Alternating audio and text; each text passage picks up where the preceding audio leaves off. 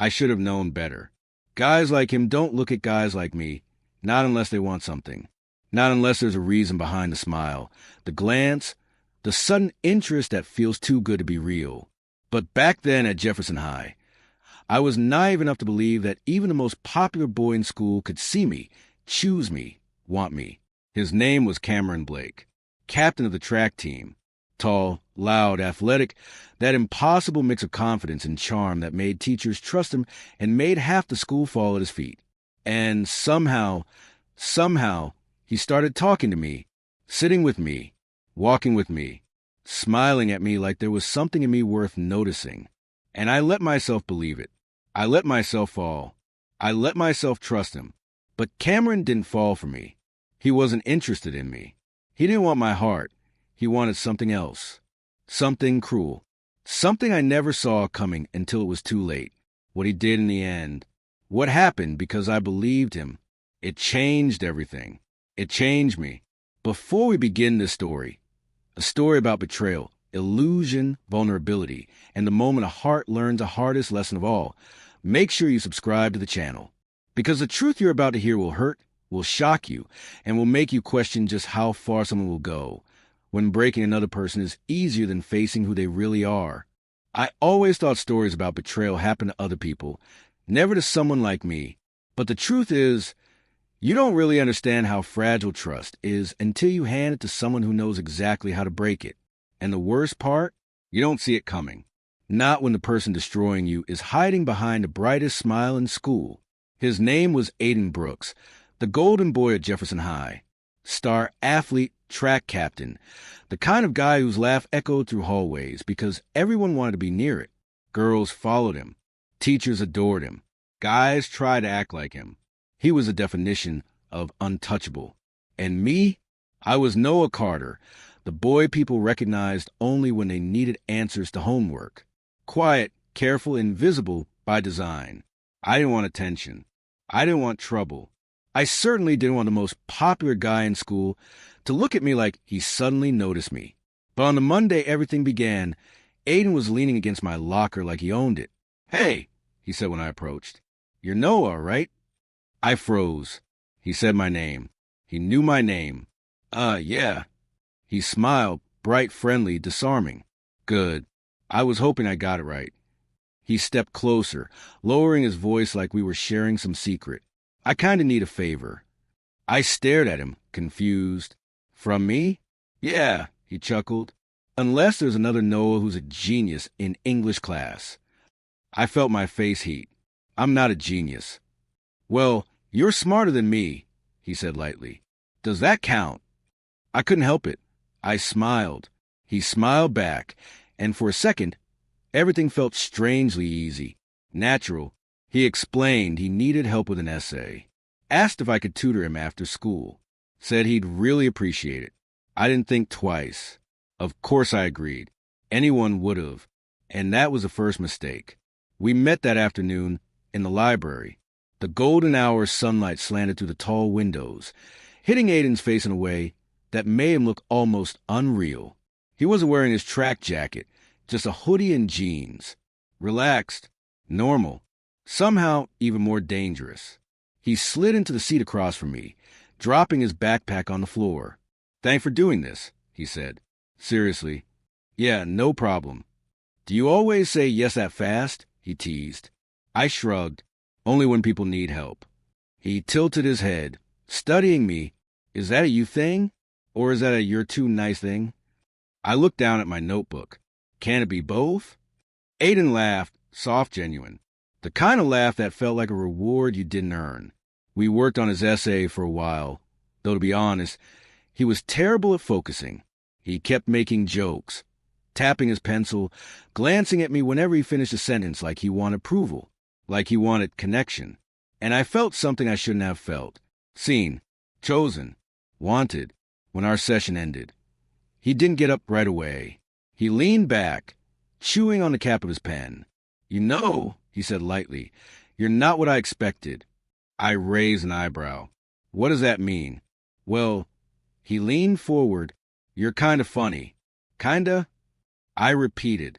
He grinned. Okay, you're funny. I shook my head, trying not to smile too much. Maybe you're just easily entertained. Maybe, he said, but maybe not. There was something in his gaze, something that lingered, hovered, pulled at me in a way I didn't understand. Something dangerous. But I ignored it. That was mistake number 2. The next day, he sat with me at lunch. People stared, whispered, tried to make sense of why their golden boy was suddenly at the table with the invisible kid. Aiden acted like he didn't notice, or maybe he just didn't care. "Hope you don't mind," he said as he dropped his tray beside mine. "The guys were being loud, and your table has better lighting." "Better lighting?" He shrugged. "I look good in good lighting." I choked on my drink. He laughed. Then he nudged my arm with his. "You should laugh more. It looks good on you." I froze. Nobody talked to me like that. Nobody ever noticed things like that. Nobody ever made me feel like that. But he did, and I let him. That was mistake number 3. A few days passed. More tutoring sessions. More lunches. More smiles. More moments where his knee brushed mine, and he didn't pull away. More times he said my name like it meant something. He even walked me to class sometimes. People noticed. Rumors began. Questions started. But Aiden didn't change. In fact, he became even nicer. Softer. Closer. Too close. One afternoon, he walked with me to the courtyard after school, carrying his backpack over one shoulder. "Hey," he said, stopping in front of me. "I was thinking maybe we could hang out this weekend." I blinked. "Me? You want to hang out with me?" "Yeah," he said casually, though his eyes searched mine carefully. "Why not?" "I don't know," I murmured. "People might talk." "Let them," he said. "Who cares?" My heart thudded painfully. I was falling, fast, and I didn't even know why. Then, as if reading my thoughts, he smiled again, slow, almost shy. "You trust me, right?" he asked.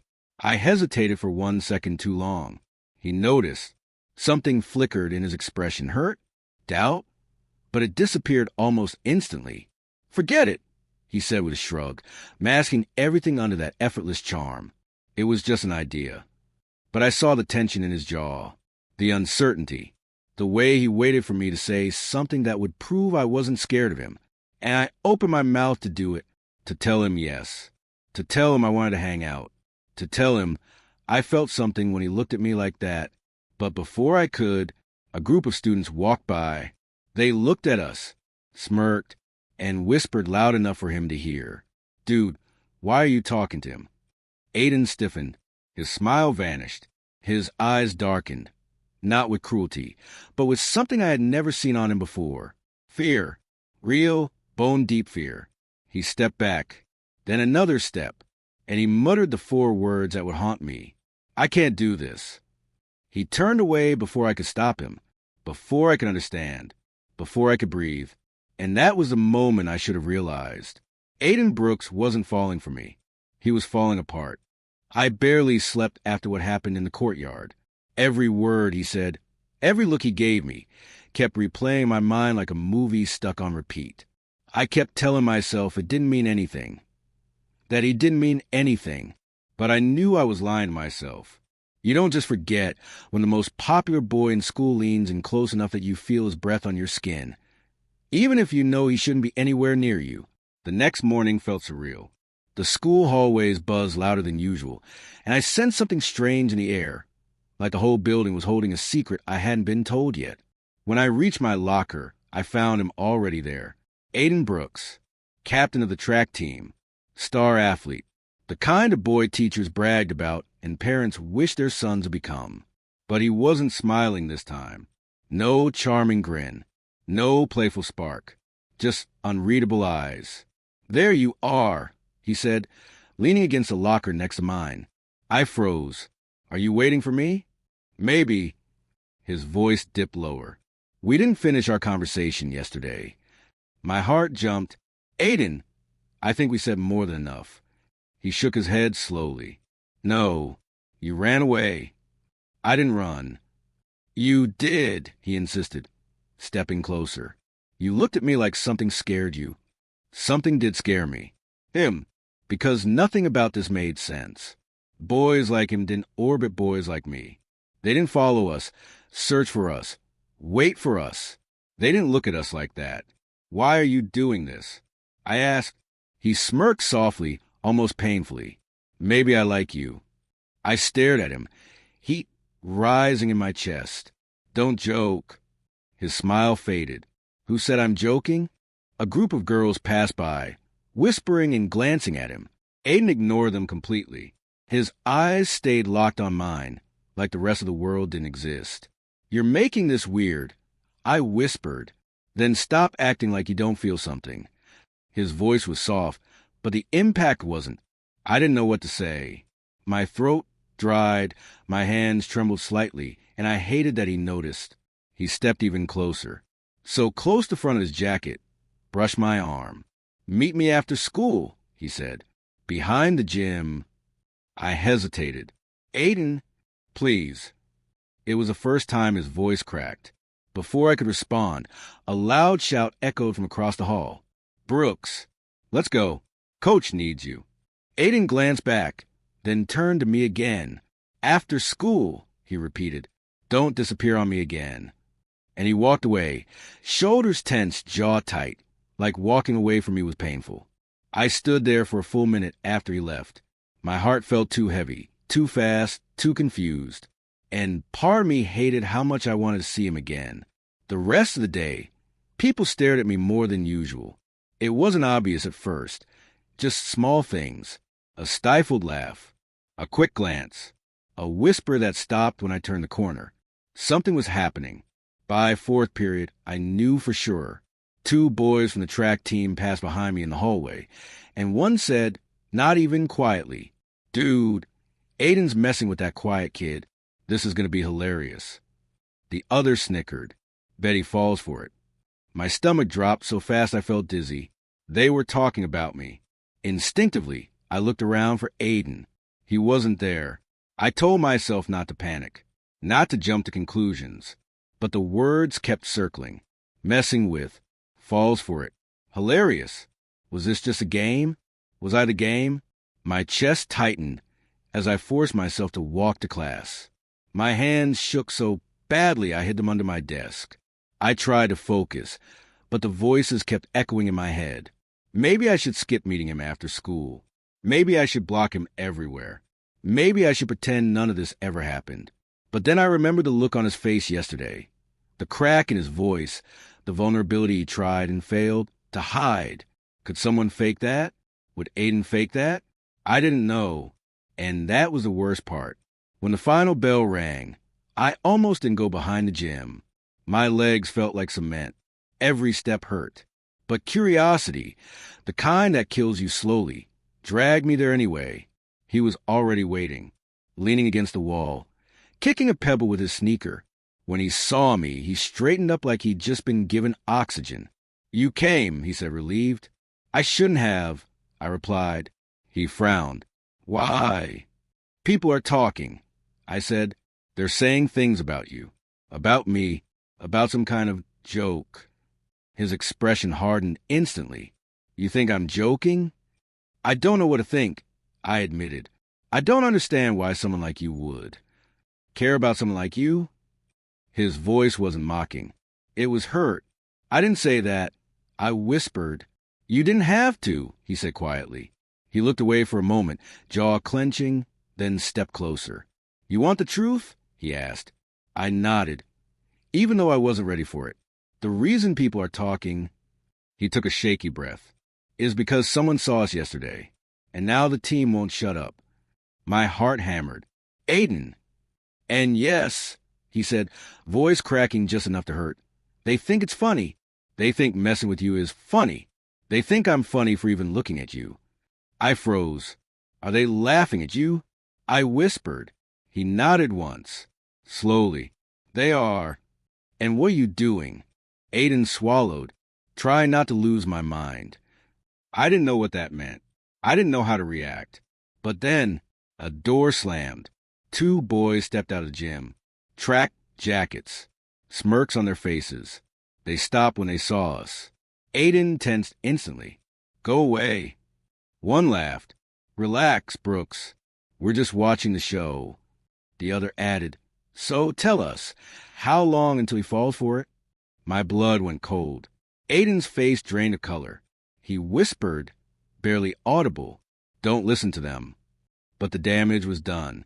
The words I'd been afraid of were exactly the ones they said out loud. And there, in that moment behind the gym, I felt something inside me crack. I didn't sleep that night, not even for a minute. Every time I closed my eyes, I saw him, the popular, athletic boy every girl in school wanted, leaning in close to me at practice, smiling in that way he never smiled at anyone else. I replayed every look, every brush of his hand, every moment he allowed our worlds to overlap like we hadn't been raised on opposite sides of the social food chain. But now, I knew the truth. He wasn't getting closer because he wanted me. He wasn't laughing because he liked me. He wasn't letting people whisper because he was brave. He was pretending to be interested, pretending to care, pretending to like me just enough, so he could do whatever cruel thing he and his teammates had planned. And the worst part? A part of me still wanted to see him, still wanted to lie, still wanted the version of him I thought was real, the version who looked at me like I mattered. When morning came, I walked into school with my stomach twisted, so tight it felt like I'd swallowed a fist. The hallway was buzzing louder than usual, clusters of people whispering and glancing at me in that sideways way that said they knew something I didn't. My locker felt like a safe zone until I saw him walking toward me. Jace Carter, captain of the track team, star of the morning announcements, the boy who pretended to fall for me. He walked with that easy athletic confidence that made every hallway feel like it'd been around him.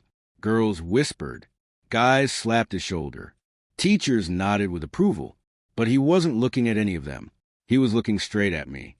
Morning, he said when he reached me, voice low, soft in a way that used to feel intimate, but now felt poisonous. I forced myself to nod.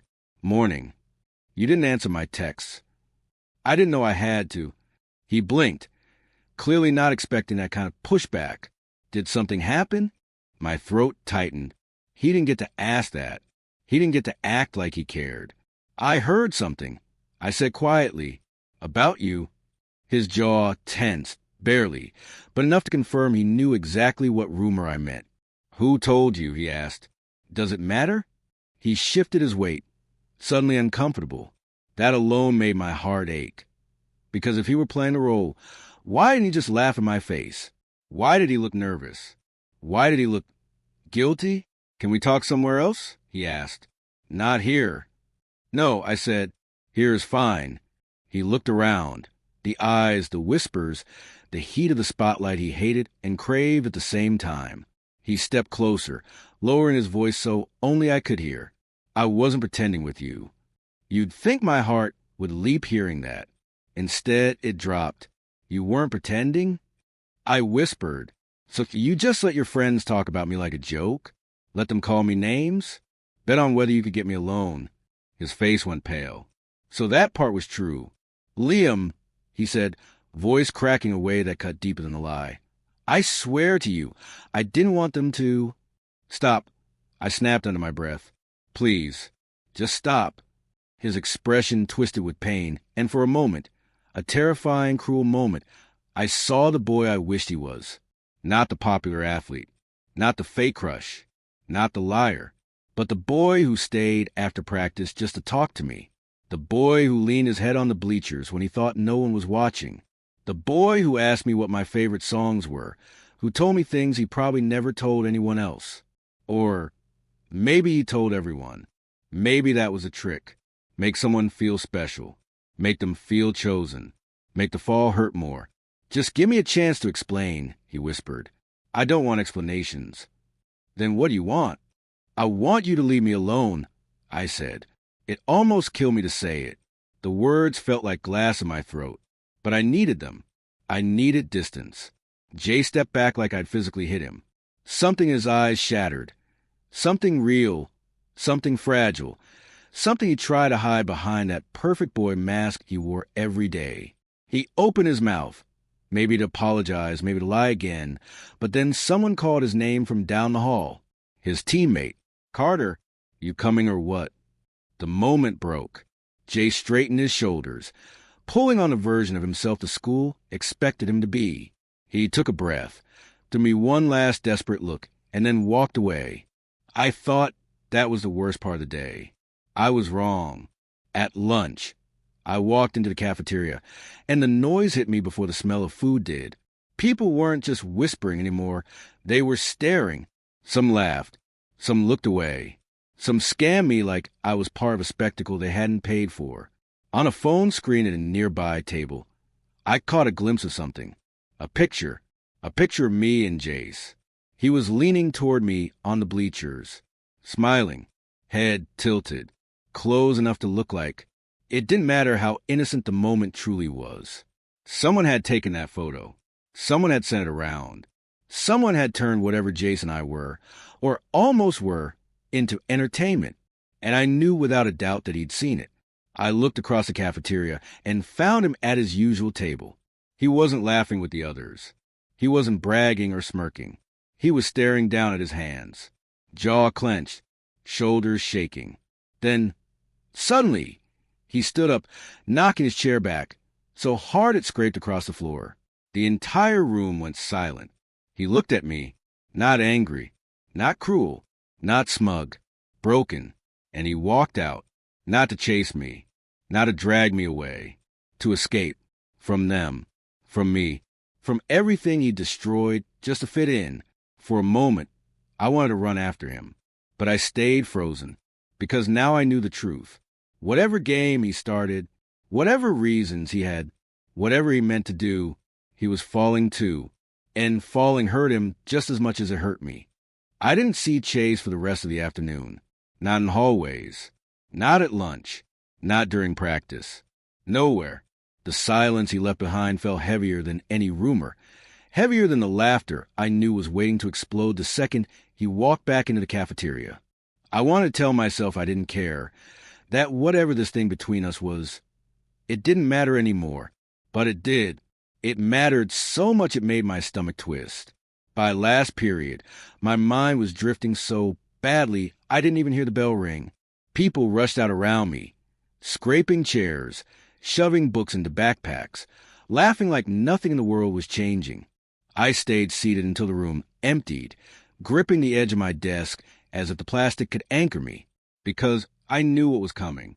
I knew at the moment I opened my locker and saw the folded note inside. Meet me behind the bleachers. Now, no name, no signature. But I didn't need one. My heartbeat hammered all the way across campus. The closer I got to the field, the more the sky dimmed, storm clouds gathering overhead like they were waiting for something to break. When I rounded the corner, Chase was there, hood pulled up, hands buried in the pockets of his jacket, pacing like someone who had been fighting with himself for hours. He turned the second he heard my steps. His eyes were nothing like the charming, confident ones the whole school saw. They were terrified. "Evan, we need to talk." My throat tightened. I figured. He took a shaky breath. Today got complicated. No kidding. He flinched at the edge of my voice. "Please don't start with that." "Start with what?" I stepped closer. "With the part where you kissed me last night and pretended it didn't happen this morning? Or the part where you ignored me all day because your friends were watching?" He shut his eyes and let out a broken sigh. "Evan, please." But I was done pretending I didn't hurt. "Did you mean it?" I asked quietly. "The kiss, the way you held me, the way you looked at me like—" "Don't," he whispered. His voice cracked on the word. "Then say something." I said, desperate, anything. He ran a hand through his hair, pacing again like the ground was shaking under him. "You don't understand," he said. "Everything is spiraling. People are talking. They think I'm gay." I finished for him. His jaw clenched. "I don't know what I am," he hissed. "I don't know why the hell I feel like this. I don't know why I can't stop thinking about you. I don't know why yesterday felt like real." I whispered. His breath hitched. "Yes. God, yes." The confession broke something inside me. I stepped closer, voice softer. "Then why are you running from me?" He looked at me like the question physically hurt him. Because, he whispered, if I choose you, I lose everything. The words hit harder than a slap. He wasn't wrong. The school worshipped him. The team needed him. His family expected him to be someone he didn't even know how to question yet. And me? I had nothing to offer except the truth. He wasn't ready to live. Chase, I swallowed. I never asked you to choose anything. You didn't have to, he said. The moment I kissed you, I chose. We stared at each other. Thunderstorms building behind us and inside us. Chase stepped closer, so slowly, like he wasn't sure he deserved to. I want you, he said softly. I want this. I just don't know how to survive it. I hated how much I understood. I can help you, I said. We don't have to tell anyone. We don't have to define anything yet. Just don't push me away. He looked at me like he wanted to believe that. Really wanted to. But then the distant sound of voices echoed from the field.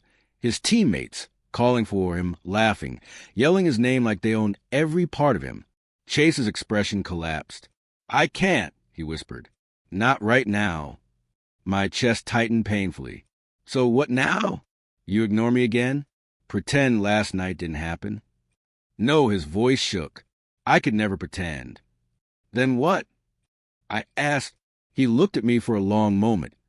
Long enough for the wind to pick up, long enough for the sky to rumble overhead, long enough for me to see the truth he wasn't saying out loud.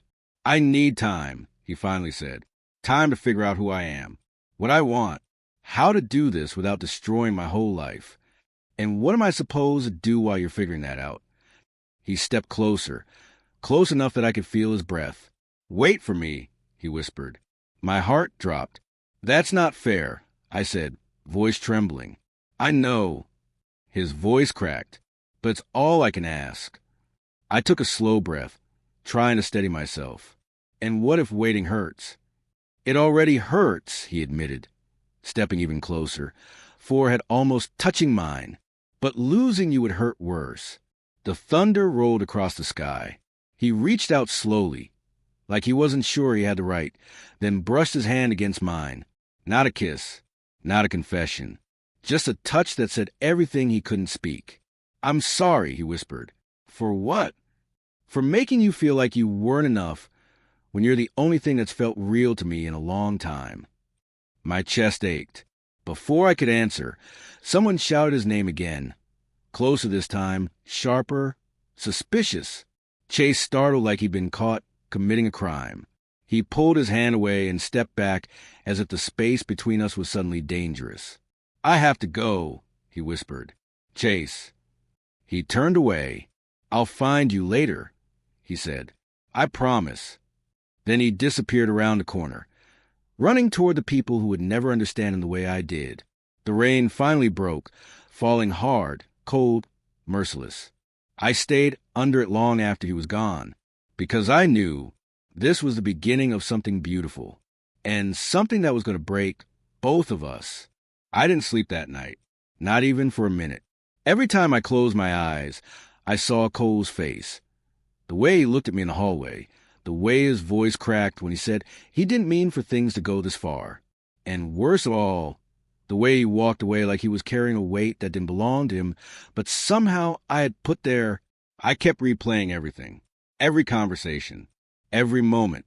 Every time he had leaned a little too close, laughed a little too softly, looked at me a little too long, and I kept wondering, was any of it real? Or was I just the easiest target in the room? By morning, my chest felt hollow.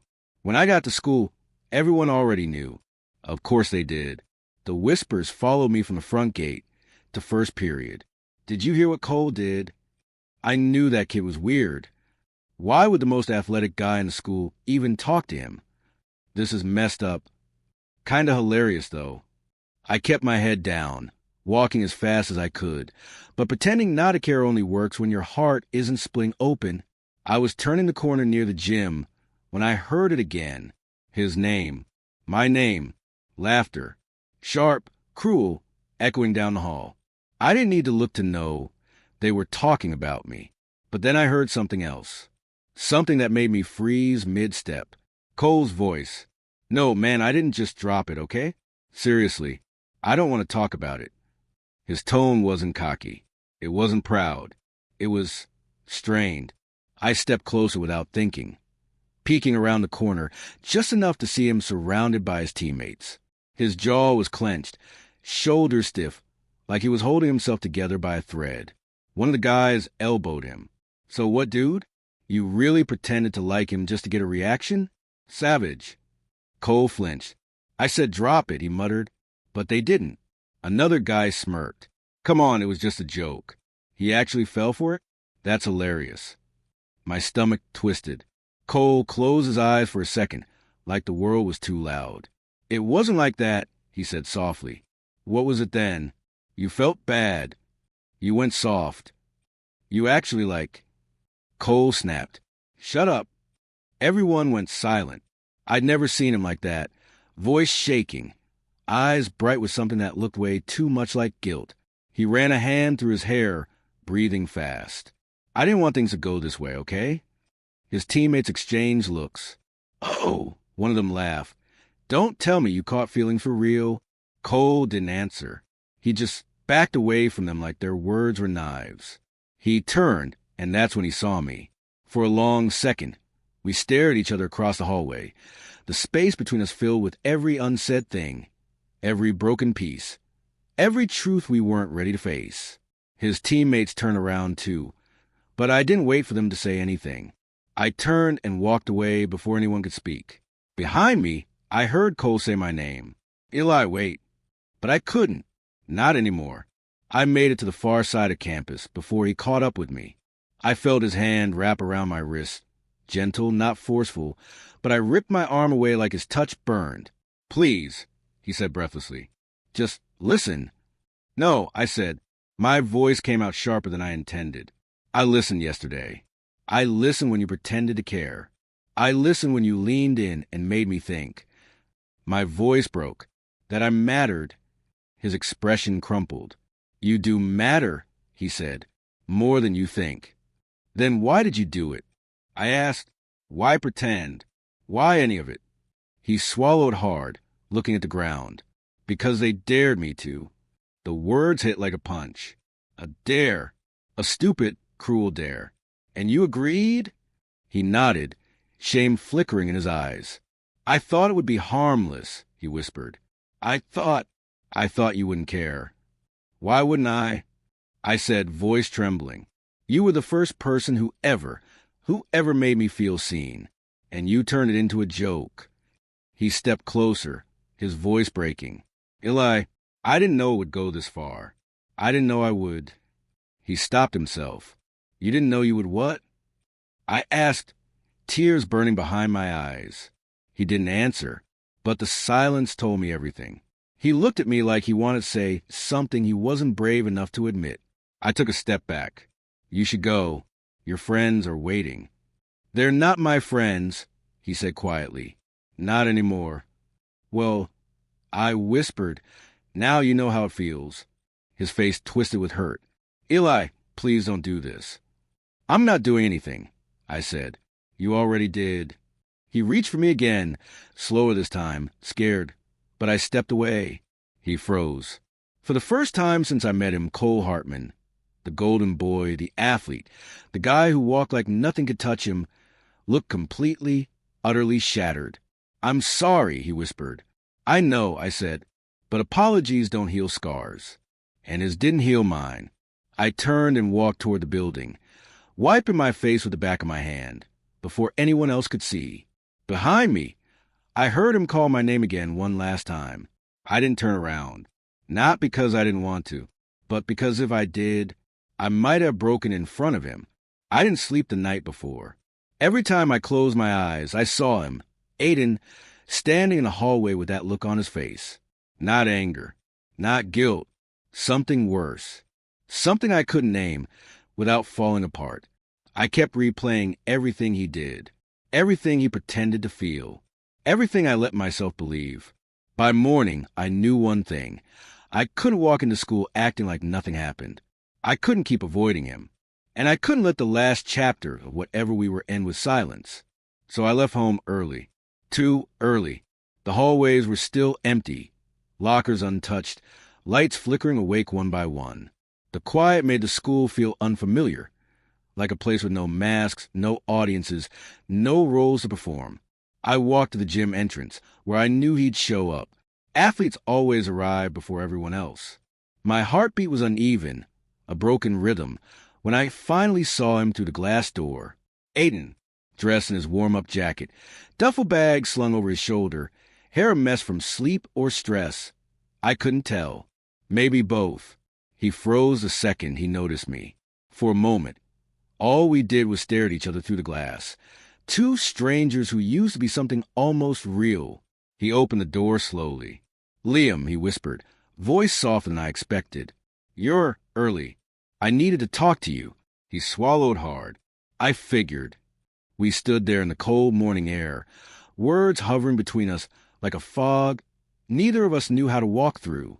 Aiden finally looked at me fully, shoulders tense, eyes red like he hadn't slept either. "I didn't want to hurt you," he said. "You have to believe that." My voice cracked. "But you did." He closed his eyes. "I know." There was a long stretch of silence. I felt the weight of it in my bones. "Why?" I asked. My voice trembled despite my effort to sound strong. "Why pretend you cared?